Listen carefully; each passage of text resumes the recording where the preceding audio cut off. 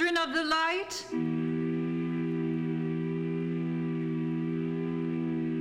Come to Oak Cliff. See the light that tells stories on the wall.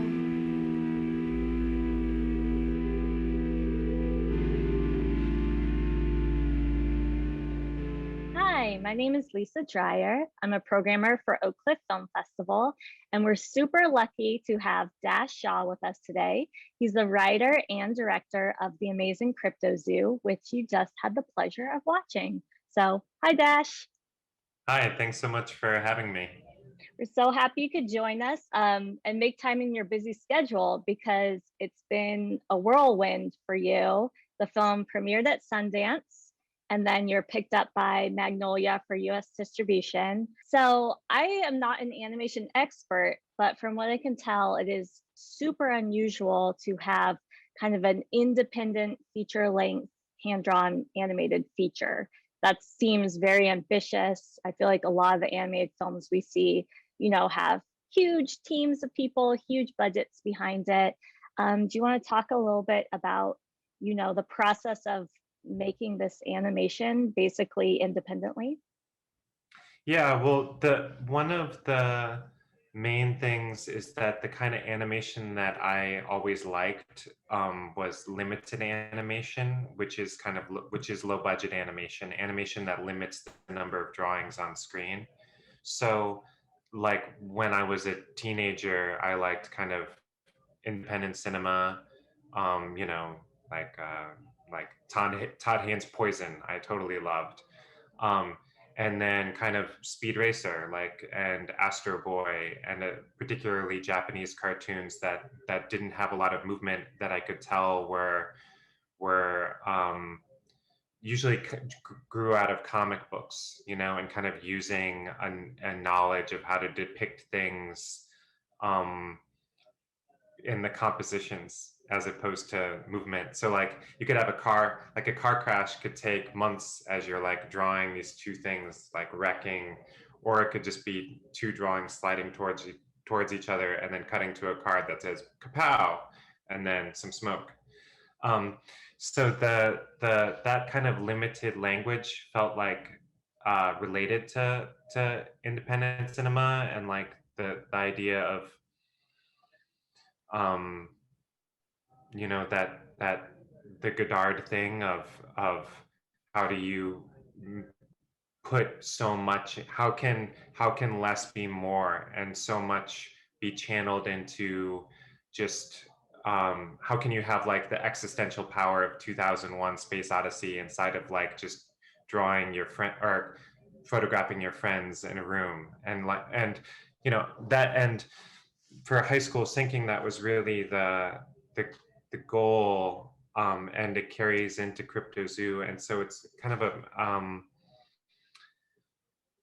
uh, some kind of sensibility combined with uh, you know, uh, the the value of an individual. I get what you're saying. It has like that, beautiful, like a beautiful, authentic, it just feels very, you can connect with it. Whereas some animation I feel like it keeps you at a distance. So in the way you're talking about like Godard or like other auteur filmmakers, it's like, it feels very personal and it feels, intimate, I think. Goal, like in high school syncing, there would be a part where like just a Q-tip was scanned on screen, and so that felt to me like the goal of the movie is like, how do you take the smallest thing and make it feel like a blockbuster movie?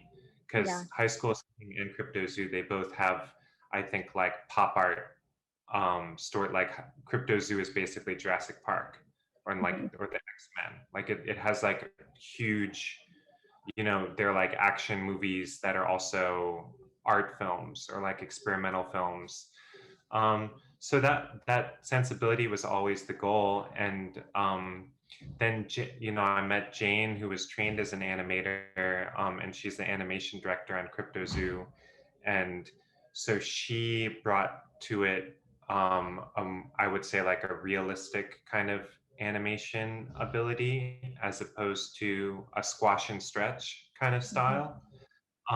And then also her personality was always like, um, you know, she said, you know, don't move to LA, don't try to participate, you know, move to Richmond, Virginia, and um, if I had fallen in love with and married someone else who had maybe different goals, it would have been a different uh, situation. But she was always wanting to to live very cheaply and try to figure out how to make these things. I think that's really amazing that you and Jane collaborate so closely. You're also partners. Um, can you talk a little bit about what your collaboration process is like? I know you wrote this, but I read she drew most of the cryptids. How does that dynamic work? Yeah, well, I wanted to write something that she would enjoy participating in, so um, she ran an all women's Dungeons and Dragons group, and I think that kind of inspired the mostly female cast of the movie, mostly, and also the kind of globe trotting quality of the movie, because so many of those. The women who came were from all over the world because it was when we lived in Brooklyn, and so it was kind of like a way to meet people. So people, you know, would come from all over, and they would, I don't know how they did it, through some online thing, meet to play D&D. Um, and uh, she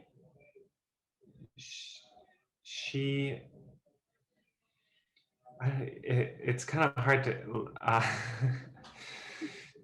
she does many of the things that I can't do, and I do, you know, the things that she has no interest in doing, and um, she organized a spreadsheet that kind of uh, is the entire movie, and Jane and I would communicate to each other through notes in the spreadsheet, and that kind of um, kept the work life from the personal life separate, so that if I had to like if she didn't like a drawing I did, instead of her like knocking on my door and being like, this drawing is bad, and me feel and us having an argument about it, she would just type in, you know, redraw this under that asset on the Google sheet.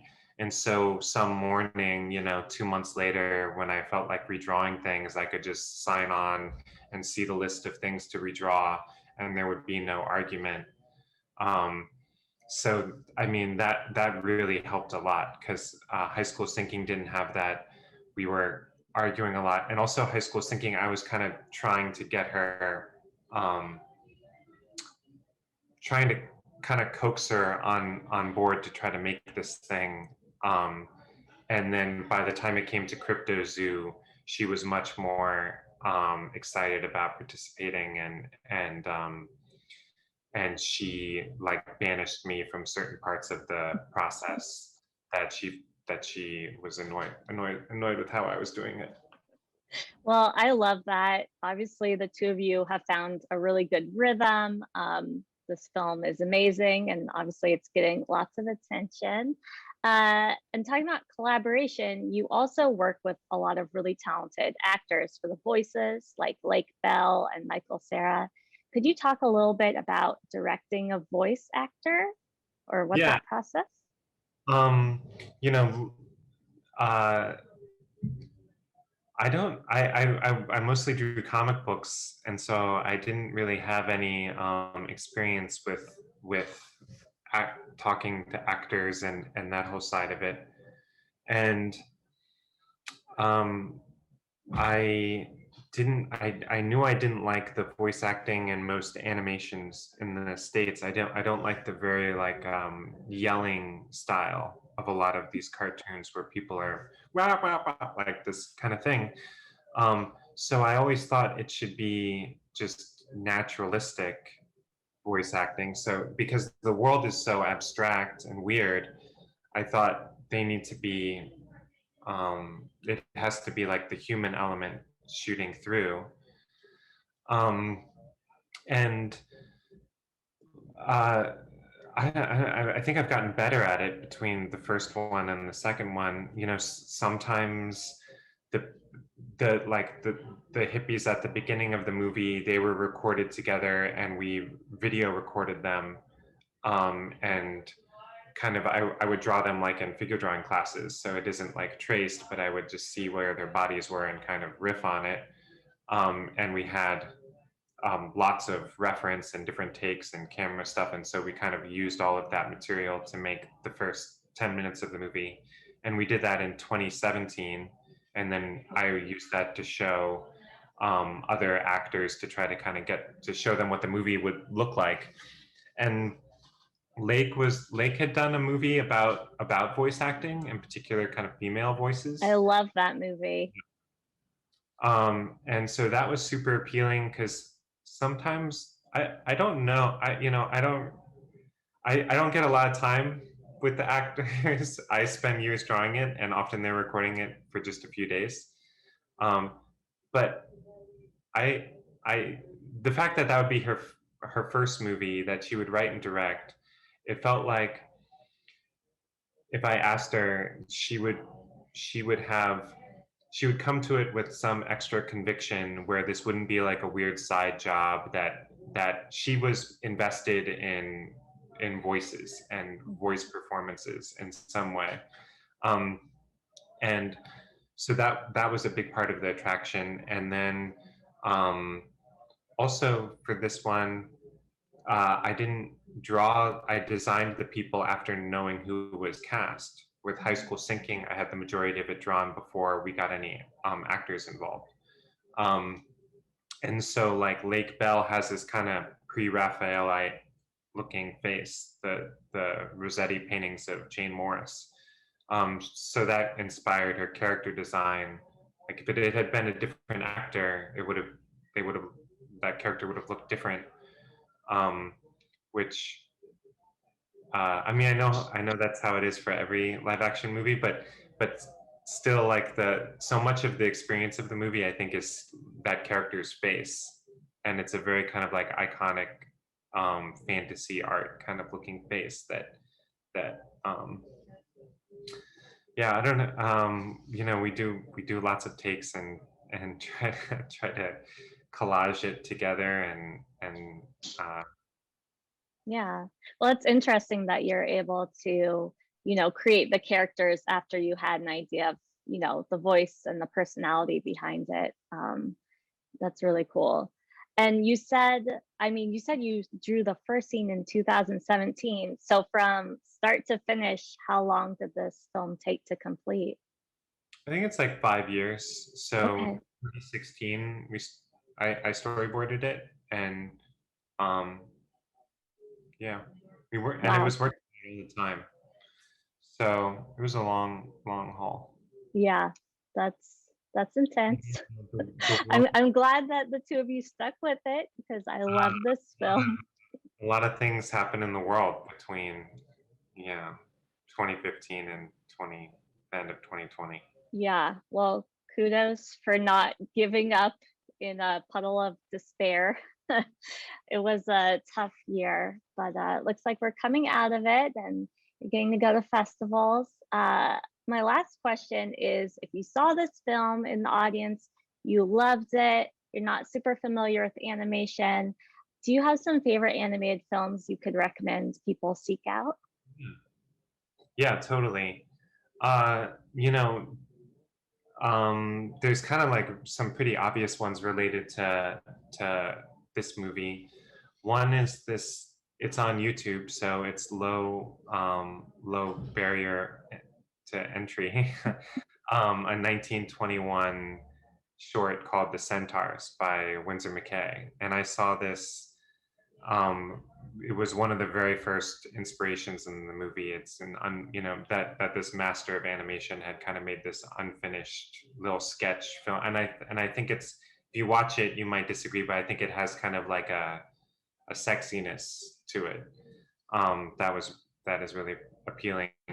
And Fantastic Planet, it's a French animated movie that kind of inspired like it's stop motion, but all of the pieces are drawn, so it doesn't look stop motion. It looks kind of like Hieronymus Bosch paintings that have been rigged to be separate drawings. And that's a fantastic movie. Akira, I think, is one of the greatest movies ever. Noshka of the Valley of the Wind is another favorite. Awesome. Well, those are some great recommendations. Thank you so much for taking the time, Dash, and good luck in Europe on your festival tour.